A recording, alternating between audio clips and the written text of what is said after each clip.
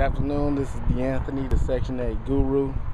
I just wanted to give you a quick overview of what we look for, how we look for certain things in the properties. So I'm about to go into one of our properties right now, take a look and see what's going on with that. With one of the contractors, he'll be able to explain it to you a little bit about what we do, how we do it, and what he looks for. All right.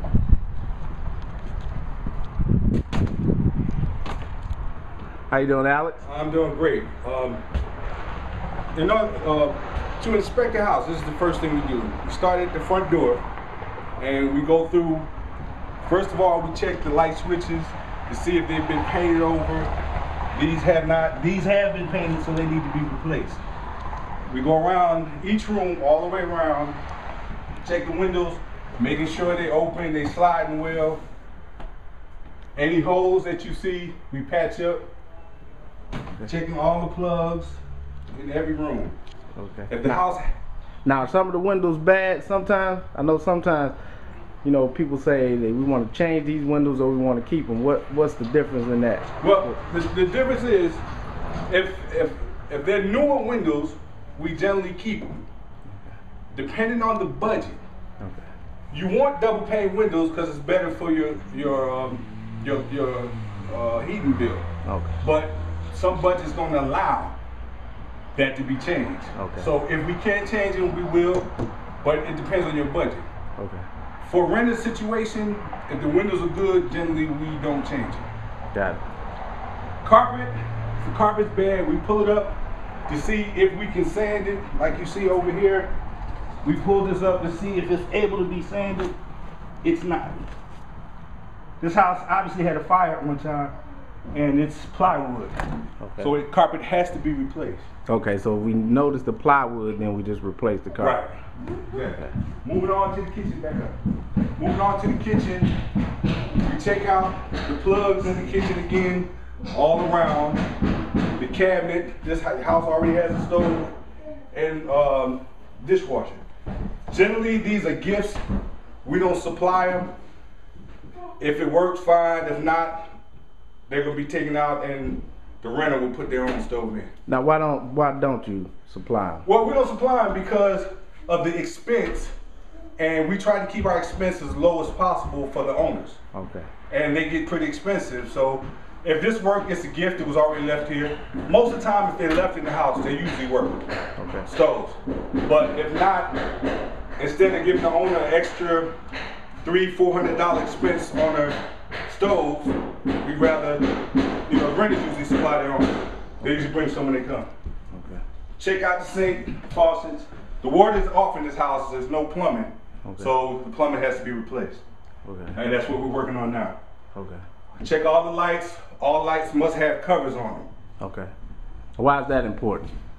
First of all, it looks good. When the tenant comes in, when they come in and look at it, if the lights don't have covers on it, they don't want to move in. Okay.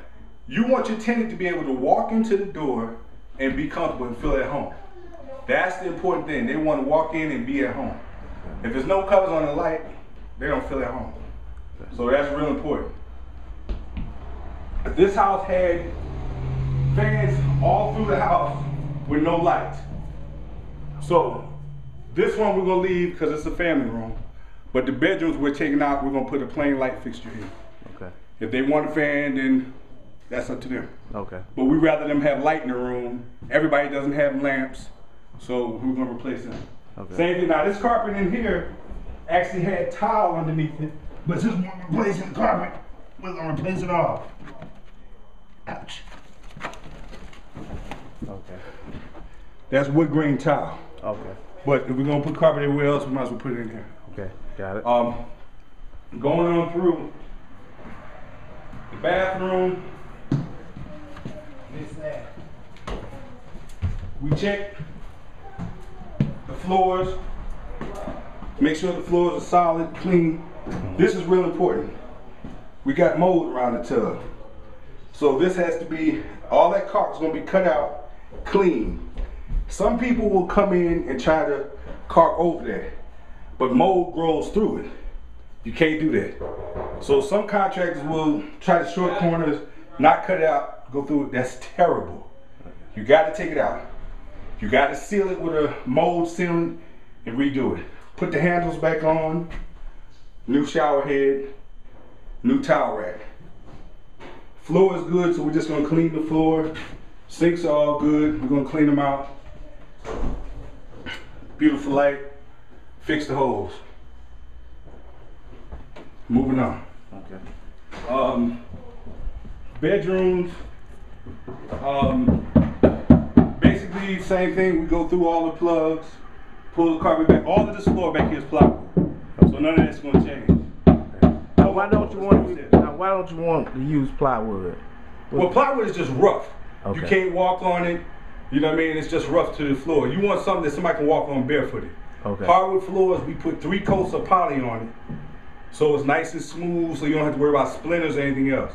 Okay. The bare plywood, even if you paint it, somebody walking with their bare foot, they'll get splinters. Okay. So it's unsafe. Okay. All the bedrooms are pretty much the same. Okay. Like I said, the ceiling fans with no lights. Ceiling fan is good, but without lights, it's not gonna do no good. Not gonna do any good. So usually you come in, you take a quick look, overview, you check for these things, then you move on to your estimate, and that's when you.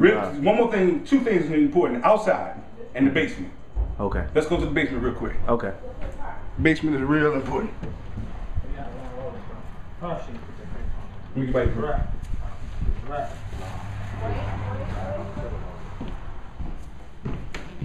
So what do you look for? How can you tell if a house is good or if it's not good? It's pretty much the structure is what you're kind of telling me, not really all the knickknacks and everything that people fall in love with. What you look for when you're looking at a house is you look at the walls. If the walls have big cracks in them, that means that the house has settled. You walk around the outside to see if there's any water problems. Okay.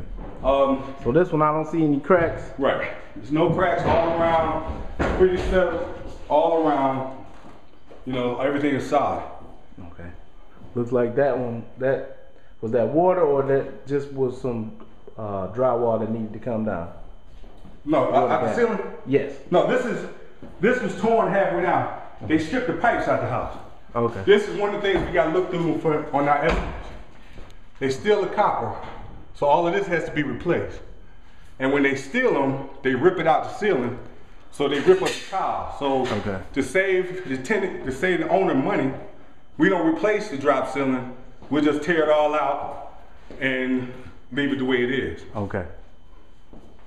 And this is what's known as a repipe, correct? This is a repipe, exactly. These pipes had to be put in, it's ripped out over here. They had to be put back in and run all the way back to the water meter. Starting from the water meter to the hot water tank, this is the start of it up here. It's got to go all the way to the hot water tank and through all the units.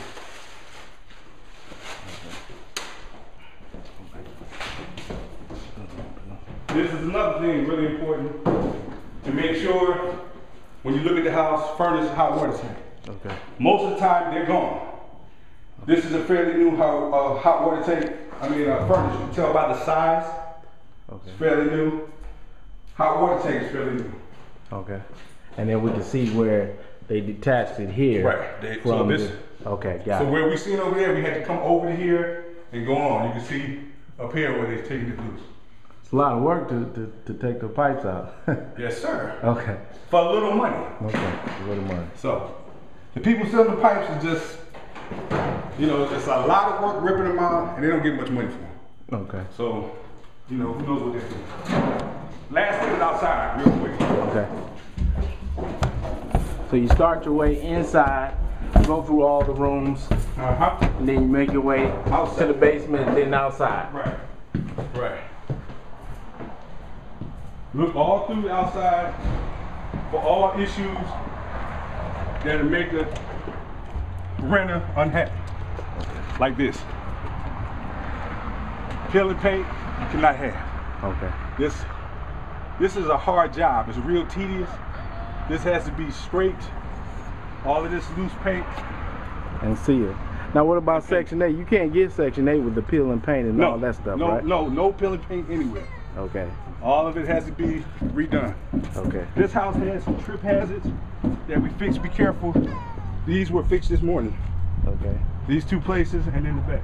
Okay. Now all this is Section 8 required. Yes, sir. Right. Yes, to change the plugs, to fix the trip hazards, and to take care of the windows and the peel and paint. Right. And a lot of contractors will skip that.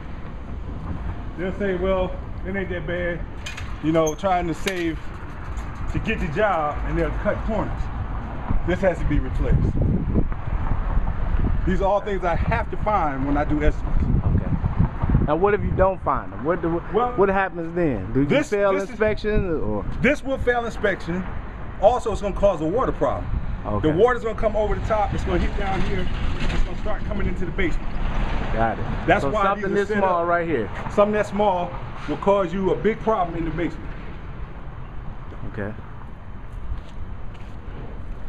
This was all patched up this morning. Okay. The trip hazards, cracks. Okay, I see the. Okay. Cracks. All of this was coated this morning. Look at that step. If you see the old pictures, this whole piece had to be lifted up. The step is at an angle.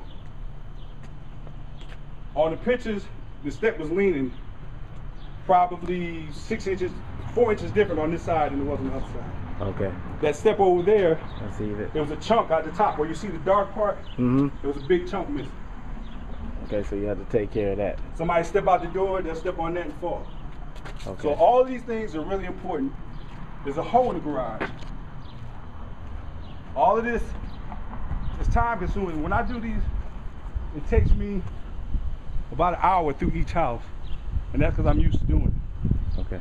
A lady come, they see a hole in the garage like that, first thing they say, mice can get in and out. Exactly. They don't want to see no holes, so that has to be covered up. That has to be covered up. Okay. I take pictures of the whole house, the yard, check the roof out, make sure the roof is good. Okay. So you don't have any problems on the inside. These gutters have to be extended. Okay. Same reason why if the water comes out right there, it's gonna pool up and it'll go back in the house. Okay. A lot of contractors don't look at that. Okay. But I've done so many waterproofing jobs that I make sure all the water needs to run away from the house. They need to be extended far enough so it comes out in the yard and not back to the house. Okay. And after I take all those pictures and I investigate everything, I sit down, I go through the pictures, I make sure everything wrong, I take a picture of. Okay. So when I send it to the owners, they can see everything that I'm gonna fix. Okay. Then I go home and I write up the estimate. I go through each picture and I see what's wrong. I write up the estimate and I send it back. That's when we go do the job. When you give us a job, we go back and we fix everything. And as I'm doing the work, I send you more pictures so you can see what's being done and compare it to where it started and the way it is after. Okay. And that's about it. All right. Well, thanks, Alex, for talking with the Section 8 guru. Just giving people some insight on how we do what we do. I know a lot of it is paperwork and all that good stuff, but we got to get the house fixed and tenanted. And you're actually on the front line, so I was glad we could talk with you today. Thank you. Thank you. No problem.